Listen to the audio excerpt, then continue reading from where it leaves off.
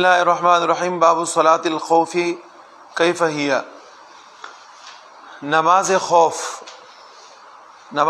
صلاۃ خوف کے نام سے مشہور ہے، اور خوف کے وقت نماز پڑھنے سے عام حالات کے اندر جو خوف ہوتا ہے وہ مراد نہیں ہے، بلکہ اس سے مراد حالت جنگ کے اندر اگر دشمن کی طرف سے خوف واقع ہو تو ایسی صورت کے اندر نماز بھی پڑھنا ہے اور اسی طریقے سے دشمن سے اپنے آپ کو بچانا بھی ہے اور ان کو بھی خوف زدہ کرنا ہے۔ یہ سارے کے سارے کام کرنے ہوتے ہیں۔ ظاہر ہے کہ نماز کا وقت ہے۔ اب نماز کے وقت کے اندر طریقہ یہ ہے کہ دو جماعتیں بنائی جائے، ایک جماعت دشمن کا مقابلہ کرے، سامنے کھڑے ہو، اور ایک جماعت جو ہے آ کے امام کے ساتھ نماز پڑھے۔ اب اس نماز پڑھنے کی جو ترتیب ہے اس کے اندر اختلاف پایا جاتا ہے۔ ایک تو علامہ اسحاق رحمہ اللہ فرماتے ہیں کہ ترتیب ایسی ہونی چاہیے کہ امام کی 2 رکعتیں ہو اور جو مقتدی ہیں ان کی ایک رکعت ہو۔ وہ 1 رکعت اس طریقے سے ہوگی کہ امام نے جیسے کہ تکبیر تحریمہ کہہ دیا، ایک جماعت امام کے ساتھ مل کے تکبیر تحریمہ کہے گا، اور تکبیر تحریمہ جیسے کہہ دیا پھر 1 رکعت مکمل ہو گئی۔ بس ایک جماعت کی یہ 1 رکعت مکمل ہونے کے ساتھ ساتھ ان کی نماز بھی پوری ہو گئی اور یہ لوگ چلے جائیں گے۔ دوسری جماعت آ جائے گی تو دوسری جو جماعت ہے وہ بھی امام کے ساتھ آخری رکعت، جو امام کی آخری رکعت ہوگی اور اس جماعت کے لیے پہلی رکعت ہوگی، وہ مکمل کریں گے، اور اس دوسری جماعت کا بھی 1 ہی رکعت ہوگا، اور پھر اس کے بعد امام سلام پھیر لے گا۔ تو گویا کہ امام کی 2 رکعتیں ہوئی اور جو مقتدی ہے ان میں سے ہر ایک کی 1 رکعت ہوئی، یعنی ایک جماعت کی 1 رکعت ساتھ میں دوسری نہیں ہوگی، اور دوسری جماعت کی 1 رکعت ساتھ میں دوسری رکعت نہیں ہوگی، تو امام کی 2 رکعتیں اور مقتدیوں کی 1 رکعت، جا کے اپنی جگہ پر دوسری رکعت نہیں پڑھیں گے۔ یہ امام اسحاق رحمہ اللہ فرماتے۔ امام اسحاق رحمہ اللہ کی دلیل حضرت عبداللہ ابن عباس رضی اللہ تعالیٰ عنہ کی روایت ہے، قال فرض اللہ عز وجل علی لسان نبیکم صلی اللہ علیہ وسلم 4 فی الحضر ورکعتین فی السفر ورکعتا فی الخوف، کہ اللہ رب العزت نے حضر کے اندر 4 رکعتیں، سفر کے اندر 2 رکعتیں اور حالت خوف کے اندر 1 رکعت ادا کرنے کا نبی علیہ الصلاۃ والسلام نے حکم دیا ہے، اور اللہ رب العزت نے اس امت کے اوپر فضل کرتے ہوئے فرض فرمایا ہے، اس لیے فرماتے ہیں کہ 1 رکعت ادا کی جائے گی۔ ہم اس کے متعلق ایک تو یہ جواب دیتے ہیں کہ دیکھیں یہاں جو 1 رکعت ادا کرنے کا ذکر ہے وہ اس طرح ہے کہ امام کے ساتھ یہ ایک جماعت 1 رکعت ادا کرے گی، پھر جا کے دشمن کے سامنے کھڑے ہو جائے گی اور دوسری جماعت آ کے 1 رکعت ادا کرے گی، لیکن یہ پہلی باری جماعت جا کے دوسری رکعت ادا کرے گی۔ یہ مقصد ہے کہ امام کے ساتھ نماز پڑھنے میں 1 رکعت ہے، یہ مقصد نہیں ہے کہ ان کی مکمل نماز 1 رکعت ہے۔ پھر دوسری بات یہ ہے کہ جناب قرآن کریم کی آیت کے یہ خلاف ہے، امام اسحاق رحمہ اللہ کی رائے قرآن کریم کے آیت کے خلاف ہے، یہ کھڑکی بند کر دوں۔ اللہ رب العزت کے ارشاد ہے، یا ایھا الذین وَإِذَا كُنْتَ فِیہم فَأَقَمْتَ لَهُمُ الصَّلَاةَ فَلْتَقُمْ طَائِفَةٌ مِّنْهُم مَّعَكَ وَلْيَأْخُذُوا أَسْلِحَتَهُمْ فَإِذَا سَجَدُوا فَلْيَكُونُوا مِنْ وَرَائِكُمْ وَلْتَأْتِ طَائِفَةٌ أُخْرَىٰ لَمْ يُصَلُّوا فَلْيُصَلُّوا مَعَكَ وَلْيَأْخُذُوا حِذْرَهُمْ وَأَسْلِحَتَهُمْ۔ قرآن کریم کی اس آیت کے خلاف ہے، اسی کہ قرآن کریم کی آیت کے اندر صراحت کے ساتھ 2 رکعتوں کا ترتیب کے ساتھ ذکر ہے، اور پھر اسی طریقے سے عقل کا بھی خلاف ہے، یعنی نظر کے خلاف ہے۔ اس لیے کہ دیکھیں اس طرح تو ہم دیکھتے ہیں اور پایا جاتا ہے کہ اگر امام مسافر ہے اور مقتدی مقیم ہے تو امام کی نماز تو ہم نے کم دیکھی ہے کہ امام 4 رکعت کی نماز ہے، مثال کے طور پہ ظہر کی نماز ہے یا عصر کی نماز ہے یا عشاء کی نماز ہے، 4 رکعتیں ہیں۔ اس میں ہم نے یہ دیکھا ہے کہ اگر امام مسافر ہے تو امام 2 رکعت ادا کرتا ہے، اور مقتدی جو مقیم ہے یا مسافر ہے جو بھی ہے مقیم ہے یا مسافر ہے، وہ جناب جو ہے کیا کریں گے، وہ 4 رکعت ادا کریں گے۔ یعنی اگر امام مسافر ہے اور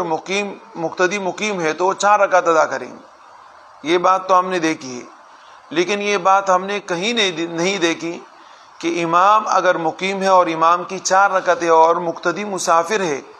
تو مقتدی 2 رکعت ادا کر کے چلا جائے گا، ایسا نہیں ہے۔ بات سمجھ میں آ گئی؟ مقتدی 2 رکعت ادا کر کے چلا جائے گا، اور یہ ہم نے کبھی نہیں دیکھا۔ تو جب یہ ہوتا نہیں ہے،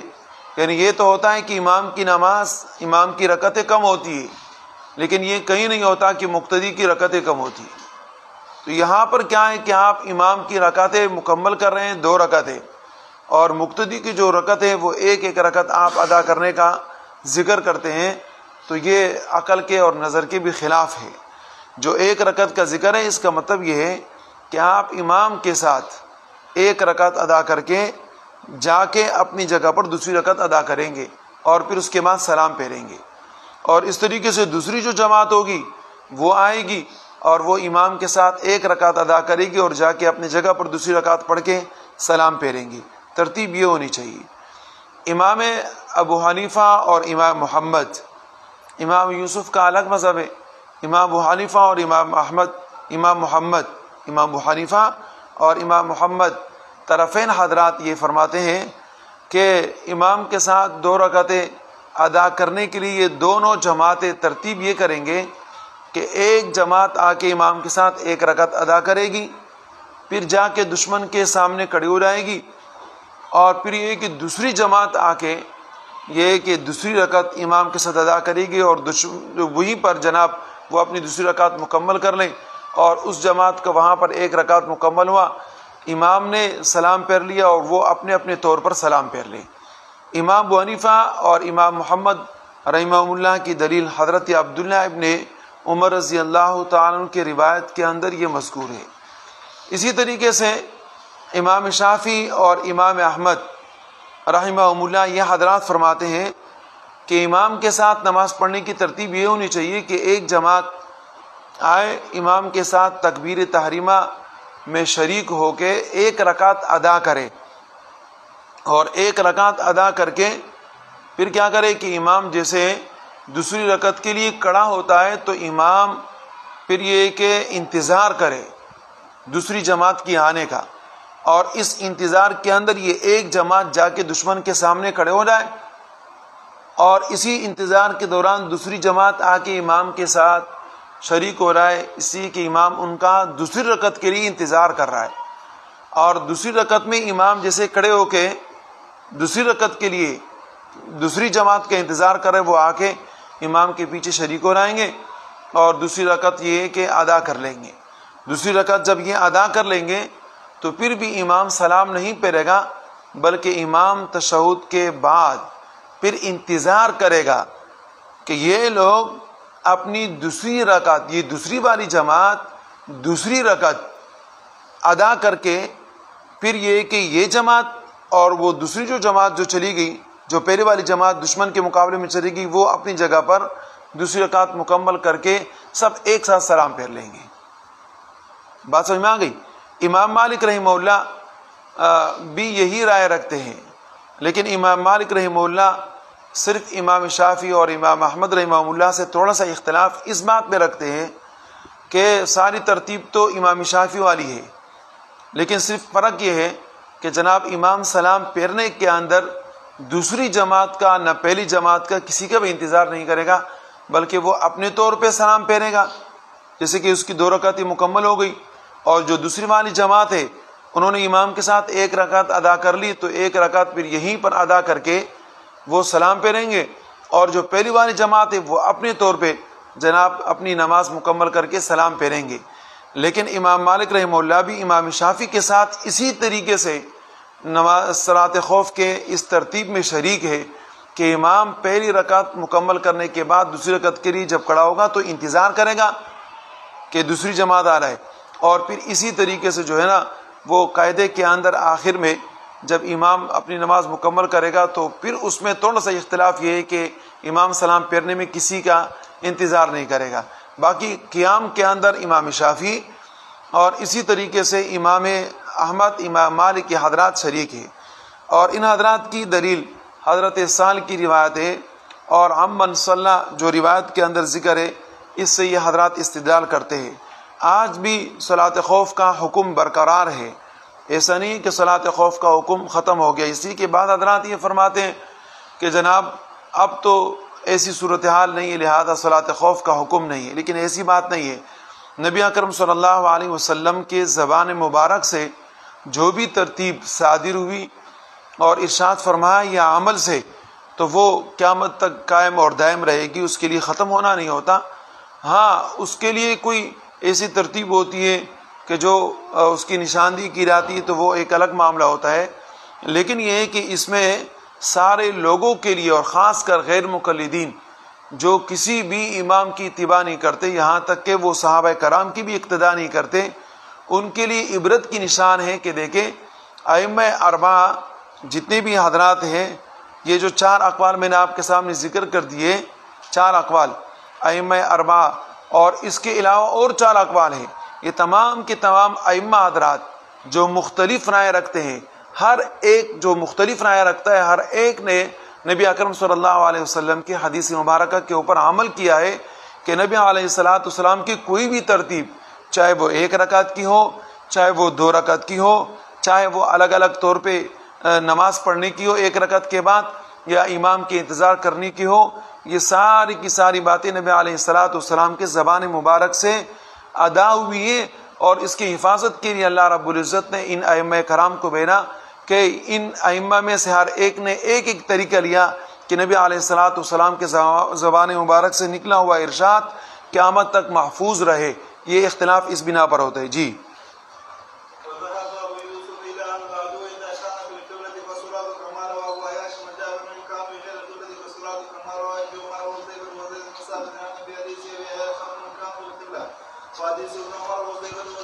دوسرے کا انتظار کریں،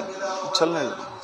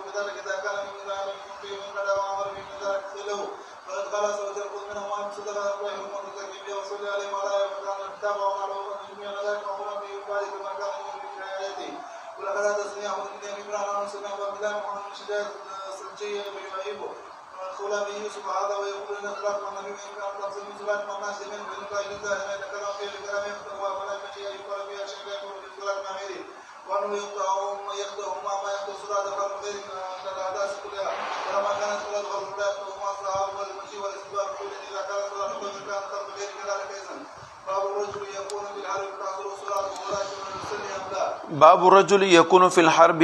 فتحضره الصلاة وهو راكب هل يصلي ام لا۔ اگر کوئی آدمی حالت جنگ کے اندر ہے اور دشمن کا آمنا سامنا ہے اور ترتیب یہ ہے کہ جناب نماز کا وقت ہے، تو ایک تو صلاۃ خوف کا معاملہ تھا، دوسرا یہ ہے کہ جناب دشمن یا آگے ہے یا جناب جو ہے نا آپ آگے ہو، اس کے اندر نماز کا وقت آ گیا تو کیا ترتیب ہونی چاہیے۔ یہ کہا جاتا ہے کہ دیکھیں یہ کہ اگر وہ جنگ والی صورت بنتی ہے تو پھر صلاۃ خوف کی طرف ہم لوگ جائیں گے، بات سمجھ میں آ گئی۔ اور اگر اس طریقے سے ہیں کہ جناب دشمن آپ کا پیچھا کر رہا ہے، دشمن کیا کر رہا ہے؟ آپ کا پیچھا کر رہا ہے، آپ آگے ہو،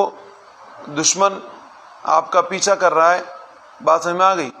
تو پھر ایسی صورت یعنی دشمن کا آپ کو خطرہ ہے، ایسی صورتحال کے اندر ابن ابی لیلہ یہ حضرات فرماتے ہیں کہ نماز نہیں پڑھیں گے، نماز نہیں پڑھیں گے یہاں تک کہ معاملہ بالکل کلیئر ہو جائے، پھر اس کے بعد نماز پڑھیں گے۔ ابن ابی لیلہ ان حضرات کی دلیل یہ حدیث باب ہے، حضرت حذیفہ رضی اللہ تعالیٰ عنہ کی روایت ہے، قال سمعت رسول اللہ صلی اللہ علیہ وسلم یقول یوم الخندق شغلونا عن صلاة العصر قال ولم يصلها يومئذ حتى غابت الشمس ورأى الله قبورهم نارا وقلوبهم نارا وبيوتهم نارا۔ تو اس میں نماز کا ذکر نہیں کہ نماز سے نبی علیہ الصلوۃ والسلام مشغول ہو گئے تھے اور نماز ادا نہیں ہوئی۔ ائمہ ثلاثہ یہ فرماتے ہیں کہ دیکھیں ترتیب یہ ہے کہ اگر آپ دشمن کے ساتھ مقابلے میں ہو، صحیح جی، اور جنگ چھڑ رہی ہوئی ہے اور جنگ چل رہی ہے، تو پھر ایسی صورت کے اندر نہ اتر کے نماز پڑھے اور نہ اشارے سے پڑھے، صحیح جی، اور جنگ جیسے رک جاتی ہے آپ کو موقع مل گیا تو پھر ایسی صورت کے اندر جناب نیچے اتر کے نماز پڑھنا چاہیے۔ لیکن اگر آپ حالات کو دیکھتے اور حالات آپ کے موافق نہیں ہے نیچے اتر کے نماز پڑھنے کے، تو پھر بنا بر مجبوری سواری کے اوپر بیٹھ کے پھر آپ کو اشارے کے ساتھ نماز پڑھنے کی اجازت ہے، اور نبی علیہ الصلوۃ والسلام سے اس کے متعلق یہ تمام کے تمام احادیث منقول ہے۔ جی